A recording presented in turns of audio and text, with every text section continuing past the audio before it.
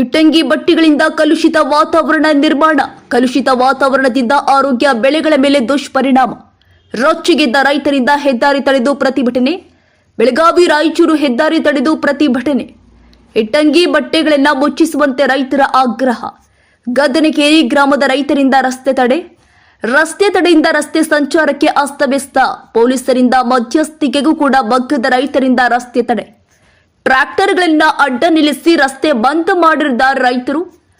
ನಾಯಿ ಕೋಡೆಗಳಂತೆ ತಲೆ ಎತ್ತಿರುವ ಇಟ್ಟಂಗಿ ಬಟ್ಟಿಗಳಿಂದ ಹೊರಸೂಸುವ ಧೂಳಿನಿಂದ ಕಂಗಾಲಾಗಿದ್ದಾರೆ ರೈತರು ಮತ್ತು ಜನ. ರಾಷ್ಟ್ರೀಯ ಹೆದ್ದಾರಿ 363 ತಡೆದು ಪ್ರತಿಭಟನೆ.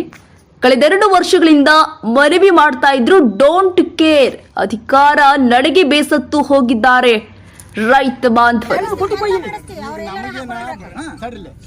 ನಮಗೇನ ಬಟ್ಟಿ ಮಾಲಕರು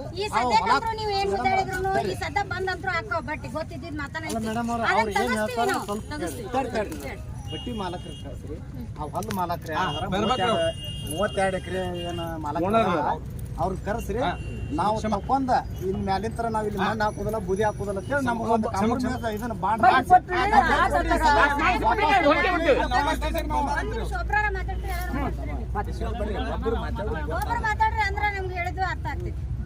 ಈಗ ನಾವು ತಗಸ್ತೀವಿ, ನಮಗ್ ಸ್ವಲ್ಪ ಟೈಮ್ ಕೊಡ್ರಿ.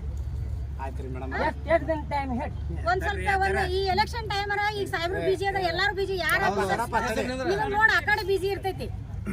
ಸ್ವಲ್ಪ ಟೈಮ್ ಕೊಡ್ರಿ. ನಾವು ತಗಸ್ತೀವಿ. ಮಾಲಕರು ಇಲ್ಲಿ ಅದಾರ, ಏನ್ ದೂರ ಮಾಲಕರು ಇಲ್ಲಿ ಅದಾರ, ಯಾರು ದೂರ ಇಲ್ಲ.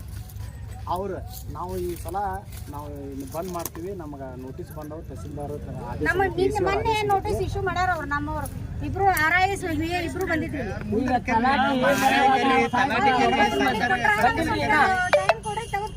ನಮಗೆ ಬಾಂಡ್ ಮ್ಯಾಗ ಬರ್ದು ಕೊಡ ಅಂತ ಹೇಳ್ರಿ ಅವ್ರು ಮಾಲಕರಿಗೆ, ಬಟ್ಟಿ ಮಾಲಕರಿಗೆ. ನಾವು ಬಂದ್ ಮಾಡ್ತೀವಿ.